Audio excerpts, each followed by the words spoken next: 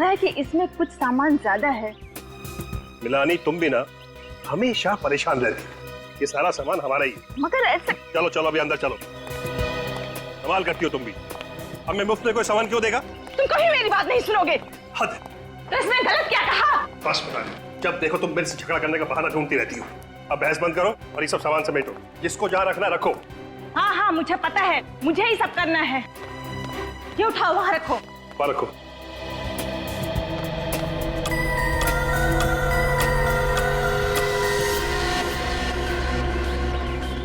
चलो चलो जल्दी लाओ सामान सब।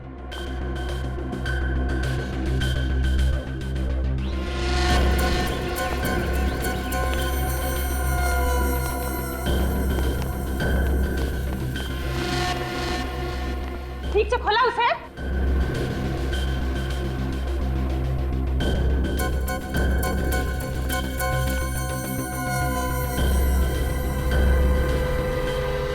आप? जी मैं RTV टेलीफोन एक्सचेंज से आया हूँ, आपके यहाँ ये टेलीफोन लगाना है। अच्छा। आई कार्ड है आपके पास? हाँ जी।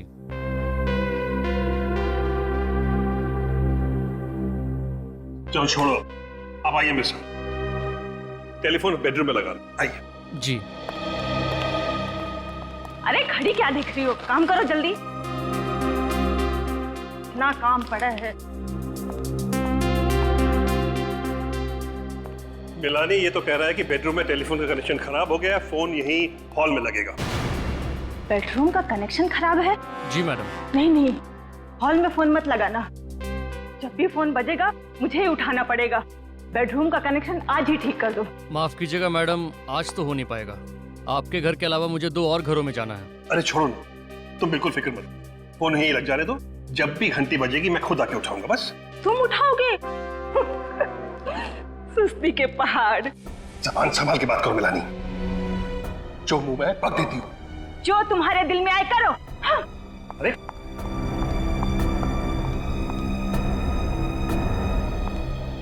छोड़िए, कुछ भी बक देती है।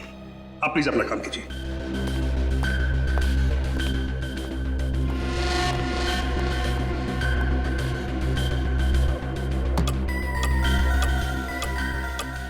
अब थोड़ा ही सामान बचा है, इसे कल सजाएंगे। जी। मिलानी तुम बिल्कुल फिक्र मत करो, हमारे पास वक्त ही वक्त है, आराम से सजा लेना। हाँ तुम तो बोलोगे ही, आखिर घर तो हमें ही सजाना है ना। तुम फिर से शुरू हो गई ना? क्यों, सच्ची बात कड़वी लगी? तुमसे तो बात करना ही बेकार है। हाँ, मैंने कहा ना, इनका कुछ नहीं हो सकता। रीमा, तुमने घर के सारे खिड़की दरवाजे बंद कर लिए ना? जी मैम साहब। ठीक है, तुम जाओ सो जाओ, मैं भी सो जाती हूँ। जी।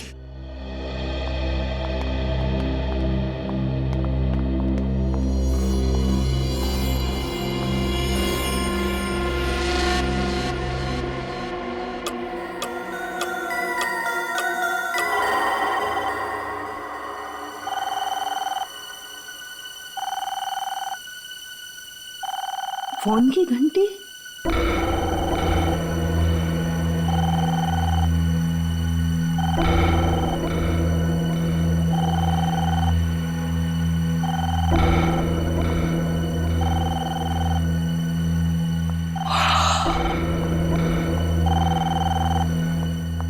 फोन लगाया नहीं कि फोन बजना शुरू। अभी तक तो पड़ोसियों से भी जान पहचान नहीं हुई, इतनी रात को किसका फोन हो सकता है? हेलो? मिलानी, मिलानी ये क्या हो गया?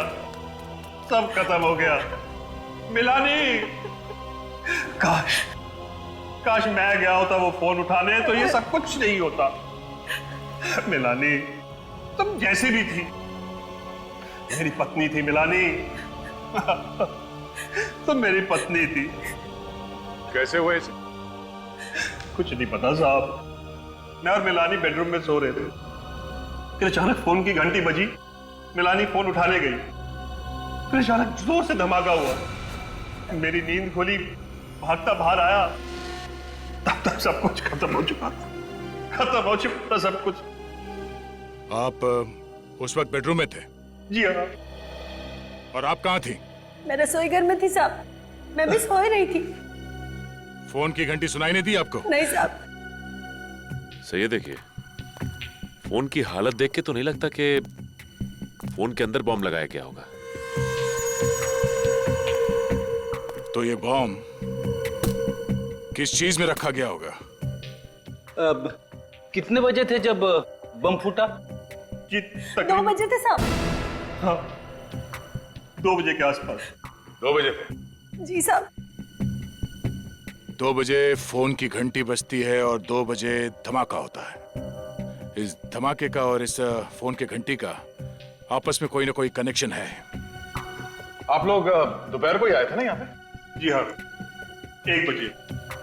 और ये सारा सामान आप लोग अपने साथ लेके आए थे? जी अच्छा, आप लोगों को अपने सामान में कुछ अजीब लगा? कोई सामान जो आप लोगों का नहीं हो? साहब, मुझे तो सब कुछ ठीक लग रहा था, लेकिन मिलानी बार बार एक बात बोल रही थी, सामान कुछ ज्यादा है, सामान कुछ ज्यादा है। सामान ज्यादा है? अच्छा ये बताइए कि पूरे दिन में कुछ भी ऐसा हुआ जो आपको अजीब सा लगा? अजीब? वो टेलीफोन वाला आदमी साहब। हाँ, वो टेलीफोन वाला आया था कनेक्शन के लिए। पहले वो बेडरूम में गया, उसने बोला वहां पॉइंट खराब है, फिर आके उसने यहाँ उसने कनेक्ट किया। पॉइंट खराब है? बेडरूम उस तरफ है? हाँ। अच्छा, ये टेलीफोन वाला कितने बजे आया था? हमारे आने के कुछ टाइम बाद ही आया था।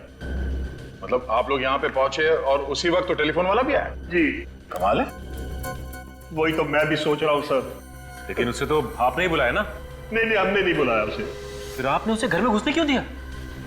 हमें लगा शायद हमारे एजेंट ने उसे भेजा होगा। नाम क्या था इस टेलीफोन वाले का? नाम? सर, टेलीफोन वाले ने झूठ बोला था सर। बेडरूम का कनेक्शन एकदम ठीक ठाक है। ओह, मतलब वो टेलीफोन वाला यहाँ बॉम्ब रखने के लिए आया था? हाँ सर, और ये सारी की सारी साजिश पहले से ही रची गई थी। 2 चीजों का पता करना होगा। एक तो ये बॉम्ब किस चीज में रखा गया था, और दूसरा वो फोन कॉल किसने किया था। आप जरा अपने एजेंट का नाम और सेल नंबर दीजिए हमें। इस बार हम 3 महीने का किराया एक साथ ही लेंगे। यस। हम लोग सीआईडी से। जी कहिए, क्या मदद कर सकते हैं हम आपकी? रोज विला तुम लोगों ने किराए पर दिया है ना? रोज विला मड़ वाला? हाँ भाई, तुम दोनों ने ही किराए पे दिया था ना वो विला, प्रतीक और मिलानी को। हाँ, हमने ही किराए पे दिया था रोज विला, मगर प्रतीक और मिलानी को नहीं सर। अच्छा, एक मिनट, क्या कहा तुमने? प्रतीक और मिलानी को नहीं? नहीं सर। अरे तुम लोगों ने ही दिया था ना 5 साल के किराए पर वो बंगला, वो रोज विला, प्रतीक और मिलानी को। ये कैसे हो सकता है सर? और कल रात उसी विला में बम फटने के कारण प्रतीक की बीवी मिलानी की मौत हो गई। क्या? ये क्या कह रहे हैं सर आप? सच्चाई यही है। हम पर विश्वास कीजिए सर, हमारे पास सारे रिकॉर्ड्स हैं। रोज विला तो हमने कानपुर में रहने वाले महंत और नताशा को किराए पे दिया था। महंत और नताशा को? हाँ सर। और सर, आप जिस प्रतीक और मिलानी की बात कर रहे हैं ना, उनको तो हमने मालवनी का लाल महल किराए पर दिया था। करण, तुमने क्या गड़बड़ी कर रखी यार? सारे पेपर तो तुमने ही बनवाए थे ना। अभी तुम मुझे जवाब दो। सर, मुझसे ही गलती हो गई शायद। दोनों लोग एक ही दिन मुंबई आ रहे थे और दोनों को घर लेने की इतनी जल्दी कि बंगलो देखे बगैर डील पक्की कर दी। बकवास मत करो। आजकल के जमाने में कोई प्रॉपर्टी देखे बिना डील करता है क्या? और इस केस में एक नहीं दो लोग, प्रतीक और महंत, बिना घर देखे वहां रहने चले जाएंगे। सर, उन्होंने कहा कि वो किसी समस्या में उलझे हुए, वो बंगला देखने नहीं आ सकते और अच्छा किराया भी देने के लिए तैयार थे, इसलिए हमने भी ज्यादा सवाल नहीं पूछे।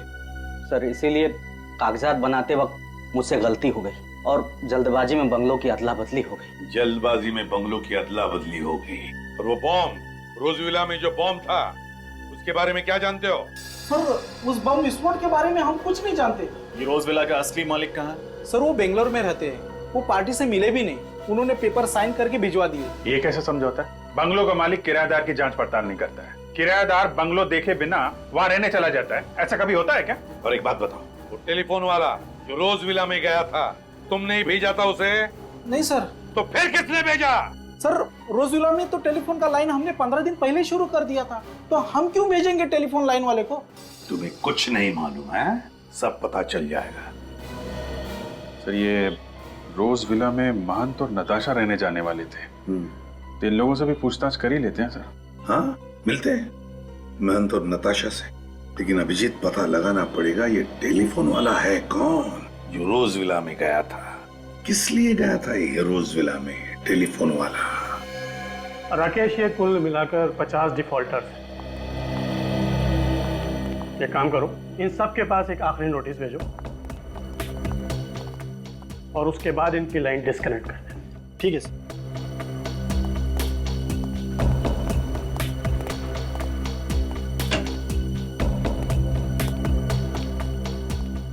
आप ही आरटीबी टेलीफोन एक्सचेंज के एरिया सुपरवाइजिंग मैनेजर हैं? जी, मेरा नाम विवेन है सर।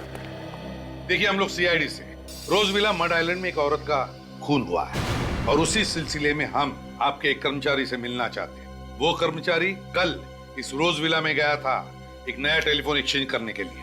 सर, आप किस कर्मचारी की बात कर रहे हैं? उसका नाम तो हमें नहीं मालूम, लेकिन इन्होंने उसकी शक्ल देखी थी। एक मिनट सर। मड आइलैंड के रोज विला में कल किसको नए कनेक्शन के लिए भेजा था? क्या 2 हफ्ते पहले नया कनेक्शन लग चुका है और लाइन चालू है? किसे भेजा था वहां पर? चंदर को। ठीक है, उसे अंदर भेजो। साहब, ये हमें मालूम था कि रोज विला में 2 हफ्ते पहले ही एक नया कनेक्शन हो चुका है और फोन चालू है। इसीलिए हम इस कर्मचारी से, इस चंदर से मिलना चाहते हैं। आपने मुझे बुलाया सर? हाँ चंदर, ये लोग तुमसे मिलना चाहते हैं। साहब, ये वो आदमी नहीं है जो कल रोज विला में आया था। ठीक से याद है ना तुम्हें? ये वो आदमी नहीं था? नहीं साहब, ये वो आदमी नहीं था। मैडम ने उसका आईडी भी चेक किया था। ये वो आदमी नहीं है? ये चंदर नहीं है? तो फिर चंदर जी, तुम्हारे नाम पर कोई और कैसे गया था रोज विला में नया टेलीफोन कनेक्शन करने के लिए? कैसे गया था कोई और? क्यों? क्या तुमने तुम्हारा आइडेंटिटी कार्ड किसी और को दिया था? दिया था या नहीं? बताओ, तुम्हारा आई कार्ड बताओ। बताओ तुम्हारा आई कार्ड। नहीं सर।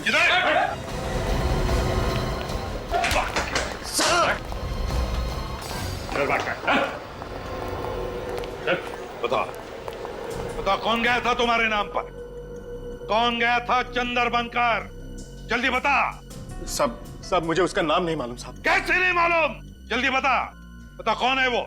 क्या जानता है उसके बारे में तुम? मैं उसे ज्यादा नहीं जानता साहब, बस सिर्फ 1 हफ्ते से मैं उसे टेलीफोन एक्सचेंज के बाहर देखता था साहब। उसने मुझसे दोस्ती की, अपना प्लान बताकर मुझे अच्छे पैसे दिए साहब, ताकि मेरा मुंह बंद रहे। और क्या जानता है उसके बारे में? वो मुझसे मिलने के बाद अक्सर रिक्शा पकड़ता था साहब। रिक्शा पकड़ता था? और क्या कहता था रिक्शा वाले को? कहाँ जाना है कहता था? चारको।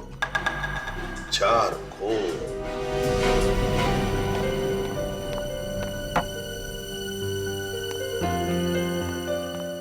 साहब जी, खाना लगा दिया है, खा लीजिए, ठंडा हो जाएगा। नताशा मैम साहब अभी तक उठी नहीं। अखबार पढ़ते पढ़ते समय का पता ही नहीं चला। और ये नताशा भी ना, उसकी नींद की गोलियां कम करनी पड़ेगी। वैसे भी नताशा मैम साहब ने तो अलार्म लगाया था ना। इस समय कौन है? आप? मंतूर नताशा घर में है। हम लोग सीआईडी से हैं। सीआईडी? हाँ। कहिए, मैं ही महंत हूँ। देखिए, रोज विला में जो वारदात हुई है उसके बारे में पूछताछ करने आए हम लोग। हाँ, अमित ने सब कुछ बताया मुझे उसके बारे में। स्टेट एजेंट अमित ने सब कुछ बताया? जी। आप जरा ये फोटो देखिए। इन दोनों में से किसी को जानते हैं आप?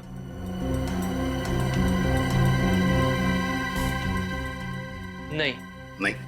मांझी, ये मिलानी और प्रतीक है। जिस रोज विला में आप दोनों रहने जाने वाले थे, आपकी जगह ये गए और फिर आपको पता है क्या हादसा हुआ। ये प्रतीक और मिलानी है।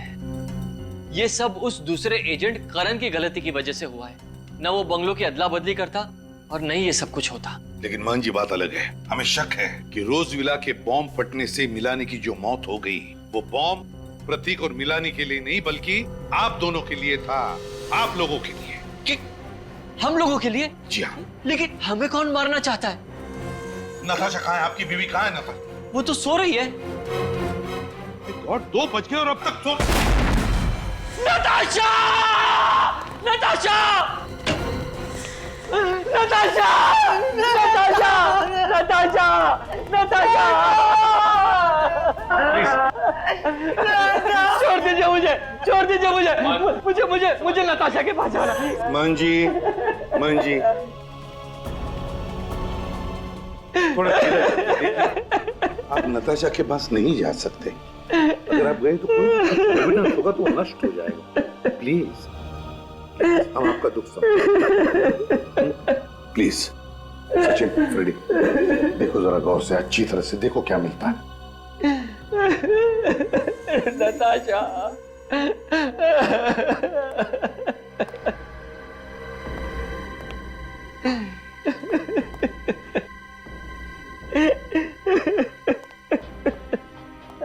प्लीज शांत हो जाइए।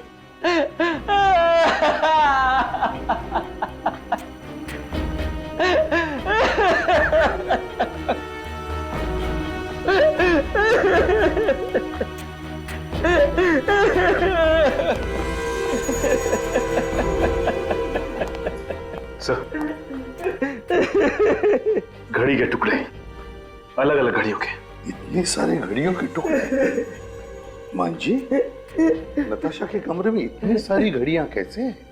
नताशा को नींद से उठने में तकलीफ होती थी, इसीलिए उठने के लिए वो 3-3 घड़ियों में अलार्म लगाती थी। 3-3 घड़ियों? तो कहीं बॉम्ब इन घड़ियों में तो नहीं फिट किया गया था? बात बताइए, क्या ये घड़ियां नताशा ने खरीदी थी? जी हाँ। कहाँ से खरीदी थी, आप बता सकते हैं? यही पास ही में एक दुकान है, नीड्स नाम की, वहीं से खरीदी थी। नीड्स? जरूर घड़ियों में कुछ गड़बड़ है। मिल गया। अरे साळुंखे, क्या पता चला, जरा हमें भी तो बता। अरे बॉस, सारा फर्नीचर इतना तहस नहस हो गया है कि मुझे फर्नीचर का एक एक टुकड़ा बहुत अच्छी तरह से चेक करना पड़ा, ये पता लगाने के लिए कि आखिर ये बम बना किस केमिकल से। ये देखो, ये है उस केमिकल का कार्बन चेन। कौन सा केमिकल है ये? सेस्पेक्स टॉक्सिन। सेस्पेक्स टॉक्सिन? हाँ, वैसे तो और भी केमिकल्स मिले हैं मुझे, लेकिन ये सेस्पेक्स टॉक्सिन केमिकल सबसे ज्यादा मात्रा में मिला। अब बॉस, ये सेस्पेक्स टॉक्सिन सबसे ज्यादा इस घड़ी पर मिला है। इतना ही नहीं, इस घड़ी पर मुझे उस बॉम्ब के डेटोनेटर के अंश भी मिले। इस घड़ी के टुकड़ों पर से? इसका मतलब है कि बॉम्ब घड़ी के अंदर फिट किया गया था। सर, कहीं ये घड़ी भी उन सामानों में से तो नहीं जिसे मिनाली ज्यादा सामान कह रही थी? हो सकता है। फ्रेडी, सचिन, काम करो, ये घड़ी के जितने भी टुकड़े हैं इन्हें जोड़ने की कोशिश करो। अब समझ में आ रहा है सर। जैसे इस घड़ी में 2 बजे इस घड़ी के अंदर रखा गया बॉम्ब ट्रिगर हुआ और फट गया। सर, ये कोई इत्तेफाक नहीं है कि रात 2 बजे फोन की घंटी बजती है, मिलानी उस फोन को उठाने के लिए हॉल में आती है और उसी वक्त बॉम्ब फट जाता है। हाँ अभिजीत, एक बहुत बड़ी साजिश है ये। बस पता लगाना चाहिए कि ये फोन किया किसने था, किसने किया था फोन। सर, मुझे तो इस काम वाली बाई पे शक है सर। उस टाइम से कहा था कि ठीक 2 बजे धमाका हुआ था, मगर उसने कोई घड़ी नहीं पहन रखी थी, तो एग्जैक्टली धमाका कितने बजे हुआ उसे कैसे पता? इस काम वाली बाई से फिर से पूछताछ करनी पड़ेगी, लेकिन एक बात तो पक्की है कि बॉम्ब घड़ी में ही फिट किया गया था, और जैसे ही घड़ी में रात के 2 बजे धमाका हो गया और मिलानी मर गई। एक बात और बॉस, ठीक ऐसा ही घड़ी वाला बॉम्ब सेम कॉम्पोजिशन का मुझे नताशा के घर के सामान में भी मिला है। और सर, इन दोनों बॉम्ब्स में से ये जो कीले, कांच और मेटल के टुकड़े मिले, ये तो किसी भी हार्डवेयर शॉप में से बड़ी आसानी से मिल सकते हैं। मतलब ये बॉम्ब देसी बॉम्ब है, क्रूड बॉम्ब? हाँ, ये क्रूड बॉम्ब ही है, और इसे बनाने वाला जरूर कोई नौसिखिया होगा, लेकिन हाँ, उसे इंजीनियरिंग की बड़ी अच्छी जानकारी होगी, क्योंकि इसने घड़ी की सुई को ही बॉम्ब का ट्रिगर बना लिया। इंजीनियरिंग की जानकारी मतलब दोनों बॉम्ब एक ही तरीके से बनाए गए, एक ही तरीके से। पहला बॉम्ब फटा, मिलानी की मौत हो गई, और बिल्कुल 24 घंटे के अंदर ही अंदर दूसरा घड़ी का बॉम्ब फटा और नताशा की मौत हो गई। लेकिन एक बात है, ये सब कुछ जो हुआ वो उस करण, उस स्टेट एजेंट की गलती की वजह से, उसकी गलती की वजह से घर की अदला बदली हो गई। मिलानी भूल से रोजविला मतलब नताशा की घर में पहुंच गई और नताशा मिलानी के घर में। इसका मतलब है कि खूनी ने बॉम्ब नताशा के लिए बनाया था, नताशा के लिए, मिलानी के लिए नहीं। और जब उसे पता चला कि नताशा जिंदा है तो ठीक वैसे ही बॉम्ब से उसने नताशा को भी मार दिया। तो ये देखिए, इस घड़ी के इस टुकड़े पे स्टिकर लगा हुआ है, लेकिन कुछ समझ में नहीं आ रहा कि क्या लिखा है इस पे। 1 मिनट मैं देखूं।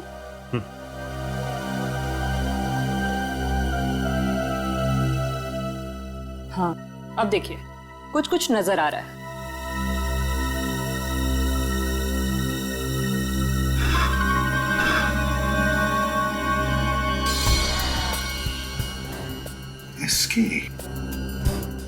एसके,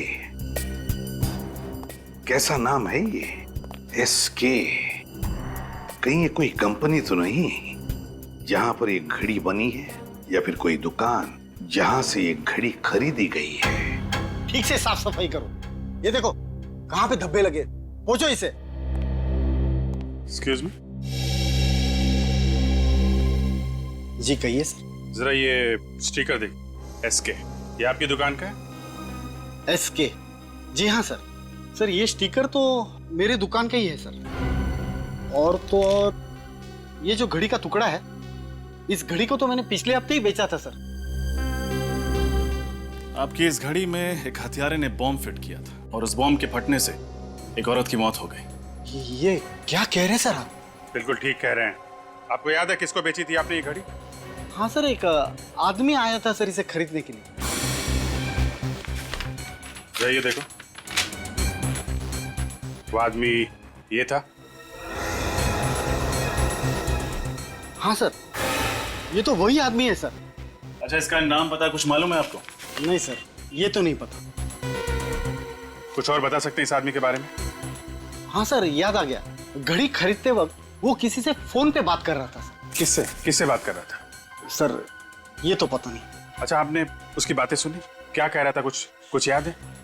वो चारकोप के बारे में कह रहा था। चारकोप? सर इस चंदर ने भी तुम्हें बताया था कि टेलीफोन एक्सचेंज के बाहर जो आदमी उससे मिलने आता था वो भी रिक्शा वाले से चारकोप भी चलने के लिए कहता था। चलो चारकोप चलते हैं, शायद ये आदमी हमें वहीं पे मिलेगा।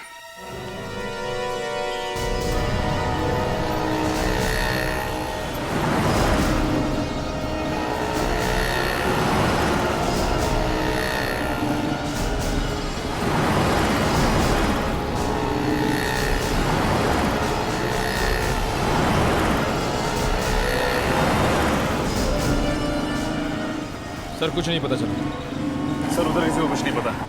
कमाल है। एक दुकान सामने है, उससे पूछते हैं।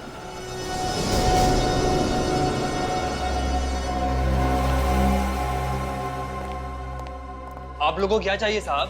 हमारे सेठ बाहर गए हुए हैं। बाहर गए? जी साहब। कोई बात। आप जरा ये स्केच देखो। इस आदमी को देखा यहाँ आसपास? ये तो हमारे सेठ की तरह लग रहा है साहब। ये हमारे सेठ ही हैं। ये तो इनके सेठ निकले। खुद की इतनी बड़ी दुकान है। क्या नाम है तुम्हारे सेठ का? मकरंद साहब। मकरंद? जी साहब। निकल, जरा वो टुकड़ा दिखाना इन्हें। ये देखिए।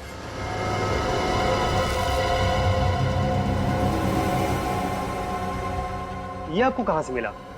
अरे वाह, बड़ी जल्दी पहचान लिया तुमने इस घड़ी के टुकड़े को। जी साहब। तब तो तुम्हें यह भी मालूम होगा कि तुम्हारा सेठ क्या क्या गुल खिला रहा है। ये आप क्या कह रहे हैं साहब?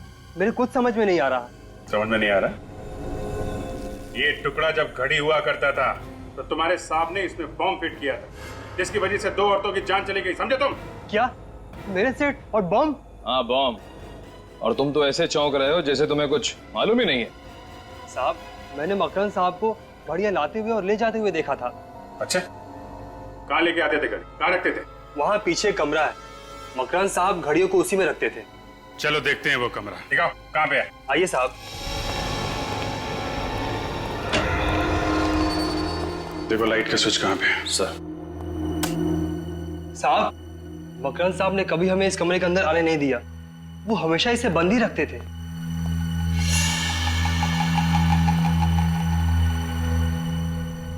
My God.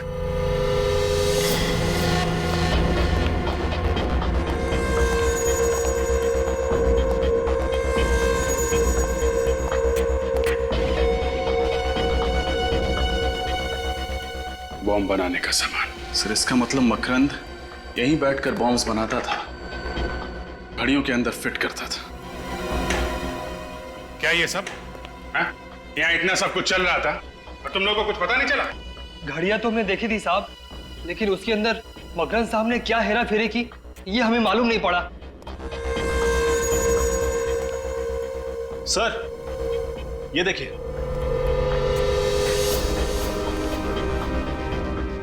ये तो रोज विला की फोटोज है।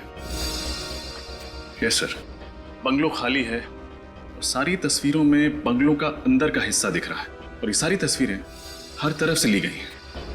पर सर खाली बंगलों के अंदर की तस्वीरें खींचने का क्या मतलब हो सकता है? मतलब ये निखिल की प्रतीक और मिलानी के रोज विला में जाने से पहले मकरंद उस बंगलो में गया और वो घड़ी बम कहाँ पे फिट करना है वो जगह तय कर ली। सर लेकिन बंद पड़े हुए बंगलों के अंदर जाकर तस्वीरें खींचना ये कैसे मुमकिन हुआ होगा? मतलब इस मकरंद के पास रोज विला की चाबी थी, किसी जान पहचान वाले ने उसे चाबी दी होगी, मगर किसने? वैसे तुम्हारे मकरंद साहब गए कहाँ हैं?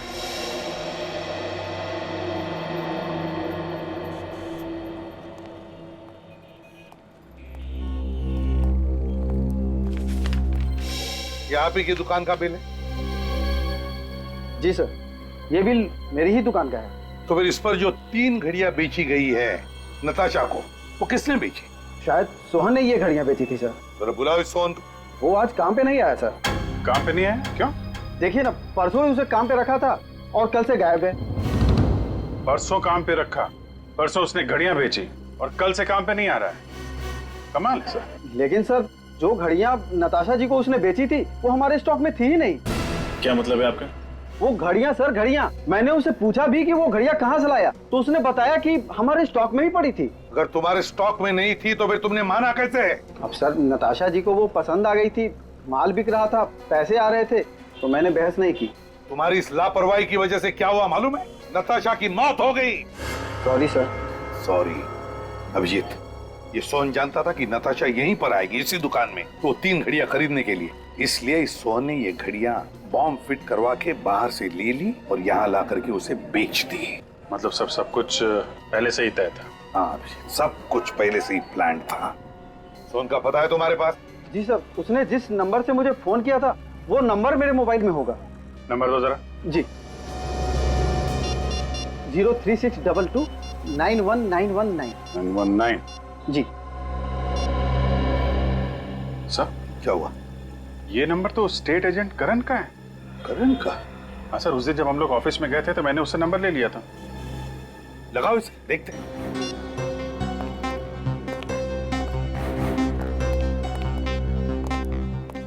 नहीं सर, फोन बंद आ रहा है।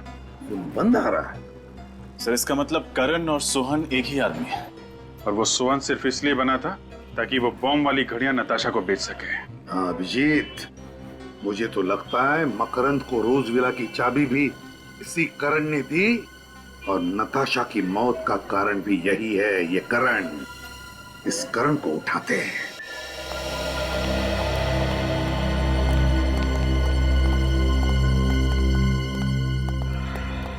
आप लोग? करण कहाँ है? आपको मालूम नहीं सर? क्या मालूम नहीं?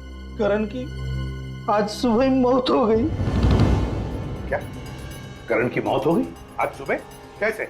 एक्सीडेंट, ट्रक ने उसे उड़ा दिया। वो हॉस्पिटल तक भी नहीं पहुंच पाया बेचारा। एक्सीडेंट या खून? क्यों एक्सीडेंट या खून? अभिजीत, मुझे तो यही लगता है ये एक्सीडेंट नहीं खून है। खूनी को पता चल गया कि हम करण को उठाकर उससे सच उगलवा लेंगे, तो उसने उसका खेल ही तमाम कर दिया। अच्छा ये बताओ, ये जो बंगलो आपस में बदले थे, ये गलती सिर्फ करण की थी या फिर? नहीं सर, वो सिर्फ करण की वजह से हुई थी। फिर भी तुम कुछ जानते हो, हमें पता है। क्या जानते हो बताओ जल्दी। देखो घबराओ मत, सच सच बताओ तो तुम्हें कुछ नहीं होगा, कोई कुछ नहीं करेगा तुम्हें। बताओ क्या जानते हो? देखिए सर, वो पिछले 2 दिन से काफी डरा हुआ है। उसके मन में कोई राज था। राज? कैसा राज? वो राज बताने से पहले उसकी मौत हो गई। क्या जानता था ये करण जिसकी वजह से उसकी मौत हो गई? करण के घर की तलाशी लेते हैं सर। सर वो इतना डरा हुआ था कि 2 दिन से ऑफिस में ही सो रहा था। क्या 2 दिनों से वो ऑफिस में ही सो रहा था? वो घर गया ही नहीं? घर गया ही नहीं। करण 2 दिनों से घर गया ही? ये क्या है अभिजीत? पिछली बार जब हम यहाँ आए थे तब तो ये पेंटिंग नहीं थी, है ना? हाँ सर, ये 2 दिन पहले ही खरीदी है। किसने? करण ने। 2 दिन पहले करण ने ये पेंटिंग खरीदी? 2 दिन पहले? है ना बड़ी अजीब बात। एक आदमी जिसके सिर पर मौत मंडरा रही है, जो 2 दिन से डर के मारे अपने घर नहीं जाता लेकिन ऑफिस में सोता है, वो आदमी 2 दिन पहले ये पेंटिंग खरीदता है। क्यों खरीदता है ये पेंटिंग? है अच्छी है पेंटिंग, लेकिन है क्या इसमें जो करण ने इसे खरीदी? खोलकर देखे क्या?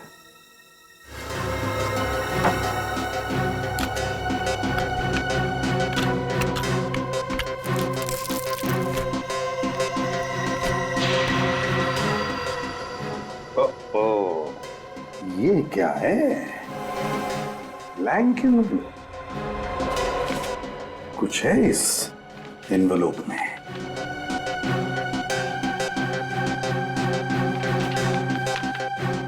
माय गॉड, तो ये है वो राज जो करण जानता था और जिसकी वजह से उसकी जान चली गई, जिसकी वजह से नताशा का खून हुआ और जिसकी वजह से मिलानी मर गई।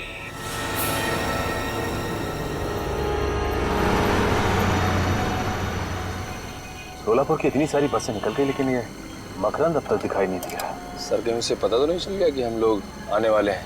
देखते हैं, इंतजार करते हैं। और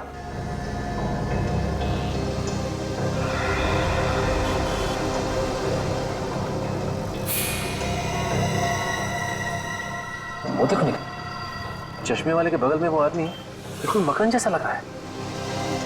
हाँ सर, शायद ये मकरंद ही है। चलो जल्दी आओ।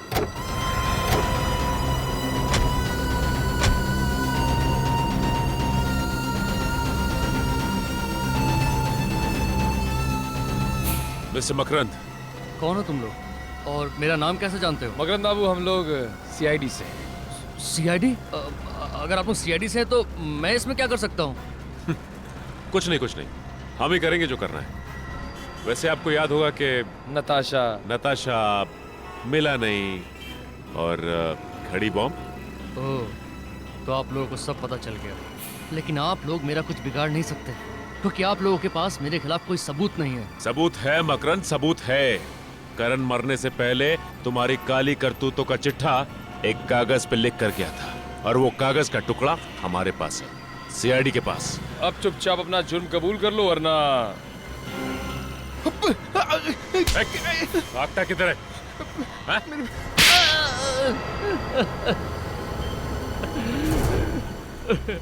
हाँ, मैं ही जिम्मेदार हूँ मिलानी, नताशा और करण के खून का। ये सारे खून तुमने किए क्यों? पैसों के लिए। करण को किसी तरह पता चल गया कि मुझे बॉम्ब बनाने आता है। बस उसने मुझे ढूंढ निकाला और कहने लगा कि एक आदमी है जो मुझे घड़ी बम बनाने के लिए मुंह मांगी रकम देगा। और फिर तुमने बड़ी सफाई से तो फोन मिलानी के घर के हॉल में फिट कर दिया ताकि फोन उठाने आए और उसकी मौत हो जाए। हाँ, पहले मैंने रोज विला के अंदर घुसकर अच्छी तरह जांच पड़ताल की और फिर जिस दिन प्रतीक और मिलानी वहां रहने आए, मैंने चुपके से वो घड़ी वाला कार्टून टेम्पो के अंदर रख दिया। और बाद में जब मैं टेलीफोन वाला बनकर अंदर गया तो उस वक्त मैंने देख लिया कि घड़ी वहीं लगी हुई है। तब मैंने ये ठान लिया कि मैं फोन हॉल में ही लगाऊंगा।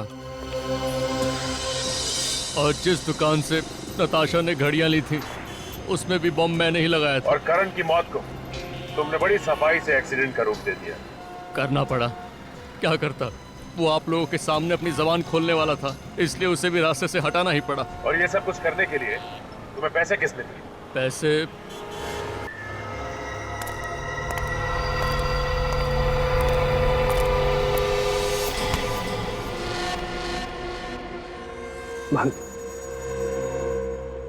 सारा प्लान चौपट हो गया है। सीआईडी ने पूरा खेल बिगाड़ कर रख दिया है, लेकिन मैंने अपना वादा पूरा किया। मैंने भी अपना वादा पूरा किया। आज के बाद हम लोग भूल जाएंगे कि हम लोग एक दूसरे को कभी जानते भी थे। चलो, अलविदा। प्रतीक,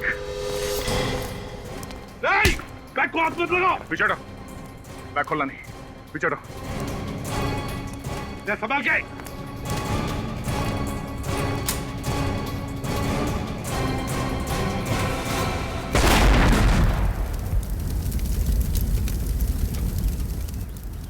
गद्दार, तूने मुझे मारने की कोशिश की। मैंने कुछ भी नहीं किया। ये सब इसी का किया हुआ है। झूठ बोल रहा है सर। दरअसल ये आप लोगों को भटकाने की कोशिश कर रहा है। प्लान इसी का था, इसी ने बनाया था। ये बोल रहा है साहब। मैं बता दूंगा।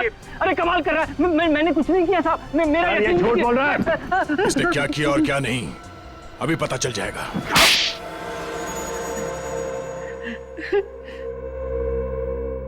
अब 3 मिनटों में तुम्हारी कहानी हम सुनाएंगे। मिलानी, नताशा, करण, तीन लोगों का खून किया है तुम लोगों ने, और तुम लोगों ने सीआईडी को झूठ बोला। हमारे सामने एक दूसरे को पहचानने से इनकार कर गए। हाँ, मगर तुम लोग 1999 से एक दूसरे को जानते थे। तुम लोगों ने मिलकर एक फैक्ट्री शुरू की, और जब धंधे में नुकसान हुआ तो दोनों अलग अलग हो गए। प्रतीक, तुम गए दार्जिलिंग और महंत, तुम गए कानपुर। क्यों? लेकिन वो फैक्ट्री किसकी होगी इसका कोई नतीजा नहीं निकला। तो प्रतीक जी, आपने सोचा कि क्यों ना महंत जी की मौत हो जाए तो सारी फैक्ट्री आपके नाम। और फिर एक दिन अचानक तुम दोनों दोस्त बन गए और ये गहरी साजिश रची। और ये हमें कैसे पता चला? करण से। करण, जो कई साल पहले तुम दोनों का नौकर हुआ करता था, उसी ने तुम दोनों का काला चिट्ठा लिख कर रख दिया कागज पर हमारे लिए, समझे? 3 मिनट खत्म। अब तुम लोग बोलोगे और हम सुनेंगे। सही कहा आप लोगों ने। ये सब इस प्रतीक का शुरू किया हुआ है। ये हमारी फैक्ट्री की प्रॉपर्टी बेचना चाहता था। हाँ, मिलानी मुझ पर दबाव डाल रही थी क्योंकि हमारा कर्जा सर के ऊपर चढ़ चुका था। बस इसीलिए। इसलिए क्या? इसलिए इसने प्लान बनाया। इसे पता था कि हम लोग मुंबई आ रहे हैं। मुझे और मेरी बीवी नताशा को जान से मारने के लिए मकरंद की मदद से इसने रोज विला बंगलो में बॉम्ब प्लांट किया। मिस्टर प्रतीक, तुम्हें तो मालूम था कि रोज विला में बॉम्ब लगा हुआ है, फिर तुम अपनी पत्नी के साथ वहां रहने क्यों चले गए? सर, मिलानी की रोज रोज की नोक झोंक से मैं परेशान हो चुका था, थक चुका था। वो मुझे डिवोर्स देने को तैयार नहीं थी। इसलिए जब मुझे पता चला कि करण से गलती हो चुकी है तो मैंने सोचा क्यों ना इस मौके का फायदा उठाया जाए और इसी बहाने मिलानी से अपना पीछा भी छुड़ा लिया जाए। और मिस्टर महंत, जब आपको पता चल चुका था कि प्रतीक आप दोनों की जान लेना चाहता है तो आपको सीआईडी के पास आना चाहिए था। आप हमारे पास क्यों नहीं आए? क्योंकि ये भी दूध का धुलावा नहीं है सर।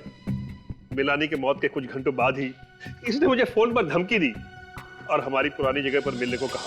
कुछ साबित नहीं कर पाओगे मान तुम, इससे कोई फायदा नहीं होने वाला। बिना मेरे फायदे के मैं अपना वक्त बर्बाद नहीं करता प्रतीक। नेवर। तुमने मुझे और मेरी बीवी नताशा को बॉम्ब ब्लास्ट में उड़ाने का बहुत अच्छा प्लान बनाया था, मगर भला हो उस करण का जो उस बॉम्ब ब्लास्ट में तुम्हारी बीवी मिलानी ही मारी गई। सोचो प्रतीक, सोचो, अगर यही बात मैंने सीआईडी को बता दी तो बता क्यों नहीं देते? बिजनेसमैन हूं ना, हर बात में सबसे पहले अपना फायदा सोचता हूं। अच्छा, तो मुझे बचाकर तुम्हें क्या फायदा होने वाला? ना, सिर्फ मुझे ही नहीं, तुम्हें भी। हम दोनों को बहुत बड़ा फायदा हो सकता है अगर तुम मेरा छोटा सा प्रस्ताव मान लो तो। कैसा प्रस्ताव? देखो प्रतीक, हम दोनों ने मिलकर पार्टनरशिप में बिजनेस शुरू किया था, ये सोचकर कि करोड़ों कमाएंगे, ऊंचाई तक पहुंचेंगे। आज हम लोग ऊंचाई तक तो पहुंच गए, मगर नीचे करोड़ों का कर्जा है। ये सारी मुसीबतें टल सकती है प्रतीक, अगर तुम मेरी बात मान लो तो। देखो मान, जो कहना है साफ साफ कहो। अब तुमने तो बड़ी आसानी से बॉम्ब ब्लास्ट करके अपनी बीवी मिलानी को मरवा दिया। नहीं, मैं सच कह रहा हूँ ना। तुम कहना क्या चाहते हो महान? मैंने जानबूझकर मिलानी को मारा है? अब तुमने जानबूझकर मारा है या खैर छोड़ो इन बातों को, और मेरी एक छोटी सी और आसान सी बात सुनो। देखो, जिस तरह तुमने बॉम्ब ब्लास्ट में अपनी बीवी मिलानी को मारा है ना, ठीक उसी तरह तुम्हें मेरी बीवी नताशा को भी मारने में मेरी मदद करनी होगी। सिंपल। लेकिन इसमें मेरा क्या फायदा है? I knew it. ये हुई ना एक अच्छे बिजनेसमैन वाली बात। प्रतीक, मेरी बीवी नताशा का 50 करोड़ का इंश्योरेंस है। मेरी बीवी नताशा मर गई, फिर 25 करोड़ मेरे, 25 करोड़ तुम्हारे। तुम अपने रास्ते, मैं अपने रास्ते।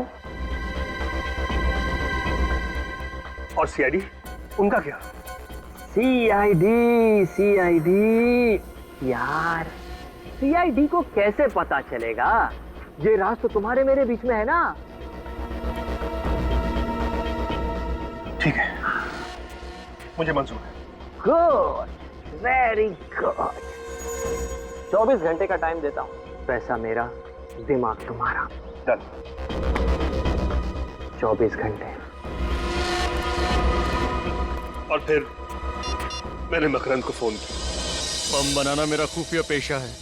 जब मुझे दुगने पैसे का लालच दिया गया तो मैं इनकार न कर सका। प्रतीक, तुम्हारे इस प्लान का मोहरा था करण, मगर तुम दोनों ने उसे ही मार दिया। हाँ, दरअसल महंत और मैं कर्ज में डूबे हुए थे। दोनों को पैसों की सख्त जरूरत थी और करण, उसको शक हो गया था कि ये हम दोनों की मिलीभगत है। प्रतीक, तुमने अपने फायदे के लिए करण का इस्तेमाल किया और मान तुमने प्रतीक का। नताशा की मौत के बाद ब्रीफकेस में बॉम्ब रख के तुमने प्रतीक को दिया ताकि ये ऊपर पहुंच जाए और इंश्योरेंस के 50 करोड़ रुपए तुम अकेले हजम कर जाओ। नहीं सर, इरादा तो ऐसा नहीं था। मैंने प्रतीक से कहा भी कि जब तक सीआईडी का मामला ठंडा नहीं हो जाता धीरज रख और इंश्योरेंस के पैसे आने का इंतजार कर, मगर इसने मेरी एक नहीं सुनी।